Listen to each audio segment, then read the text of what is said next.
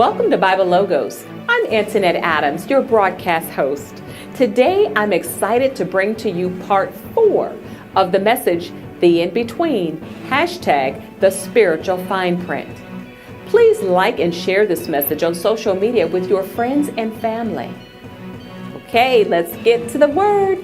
Here is part 4 of The In Between, hashtag the spiritual fine print. Never told him that he would lose his entire family and all of his livestock in a matter of days. God didn't tell him about the boils and the health conditions he would encounter during his storm. He didn't tell him that his so-called friends would blame his misfortune on something bad that he must have done. He didn't tell him about the in-between. But watch this. In the middle of his in-between, Job said, though he slay me, yet will I trust him. Samson, strongest man to probably live on the face of the earth, killed animals with his bare hands, made his enemies tremble in fear. But in his in-between, he gets hooked up with a woman by the name of Delilah, who would trick him in telling him where his strength was. She cuts the locks of his hair. Do I have any Bible readers here? And then she renders him helpless. Then they gouge his eyes out and make fun of him and then parade him in an arena full of elite Philistines. But just when he thought it was over, he called upon the Ruach, or the Spirit of the Lord. He killed all the Philistines that were sitting in the building. Walk with me here. After slaying Goliath with 3 smooth stones and a handmade slingshot, and became a champion of the Philistines. God never told King David that he was going to fall in lust with a beautiful woman by the name of Bathsheba that wasn't his wife. Then committing adultery and then subsequently having her husband Uriah killed. Do I have any Bible readers here? God didn't tell him about the in-between. And he was a man after God's own heart. God didn't tell Daniel about the lion's den. He didn't tell the Hebrew boys about the fiery furnace. He didn't tell Jonah about the belly of the whale. He didn't tell the disciples about the storm that was coming. He didn't tell Paul and Silas that they would be locked in a dungeon. He never told them about the in-between. See, what most of our problem is dealing with the stuff God never told us was going to happen on our way to the promise, on our way to the purchase, on our way to the victory, on our way to the prize, on our way to the eternal reward. I wish I had help right there.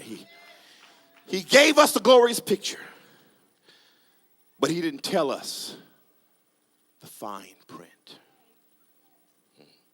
He didn't tell you that you would lose your mother. He didn't tell you that you would lose your father. He didn't tell you that that you would outlive your son or your daughter.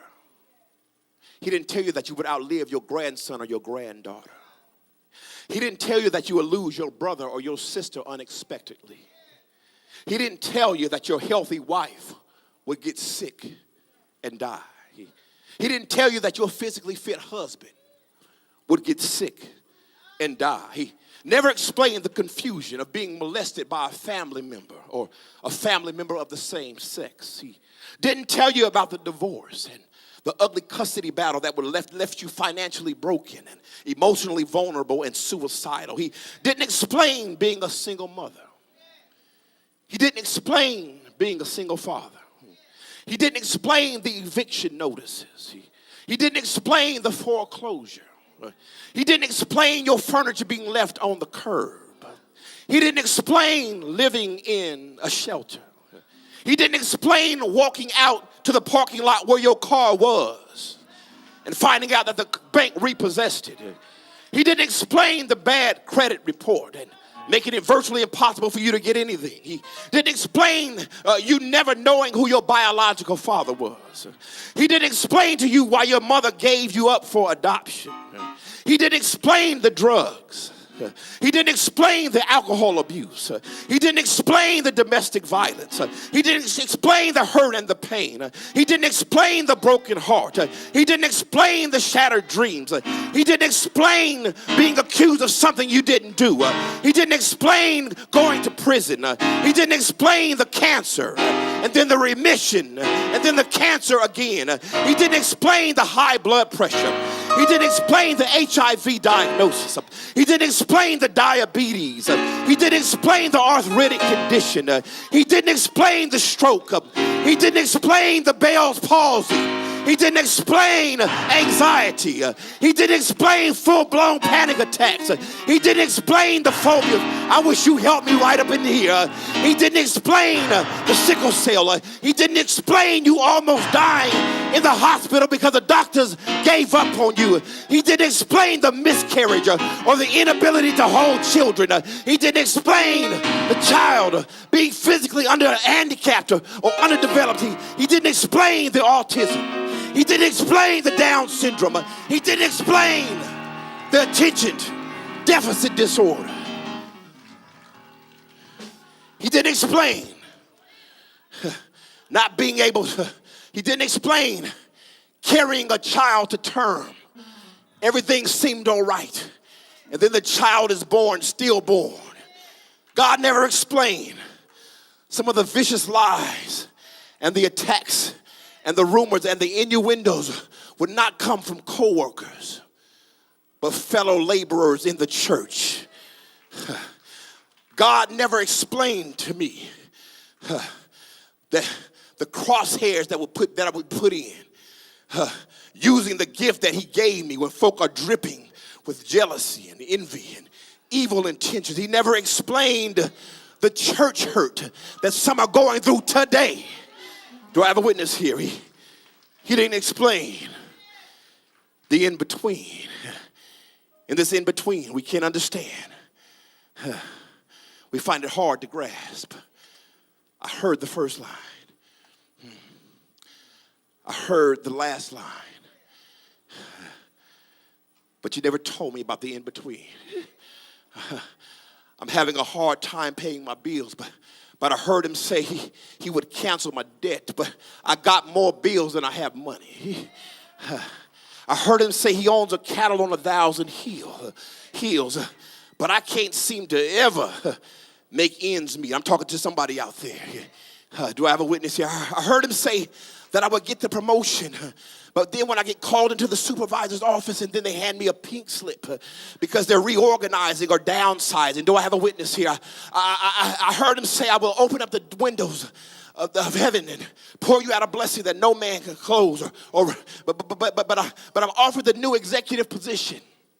I give him a 2-week notice in, and then by some technicality or an unexpected budget cut, they take the job away from you, and you can't go back because they already filled your position, so now you have no job. I'm talking about the in-between. I heard him say, none but the righteous shall see God. And I'm being faithful, but I'm struggling here. I heard him say it is not good for man to live alone. I heard him say that he that findeth a wife findeth a good thing, but I'm single. I'm professionally single, and I ain't got no good prospects on the horizon. I heard him say, come unto me, all ye that labor and are heavy laden, and I'll give you rest.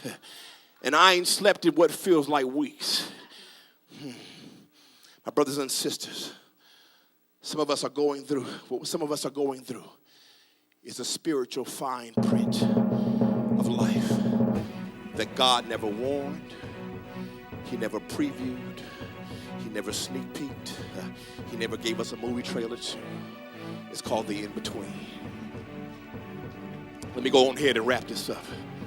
Let me tell you what's happening in the body of Christ. We are spiritually dying in the in-between. It's not that we haven't come out.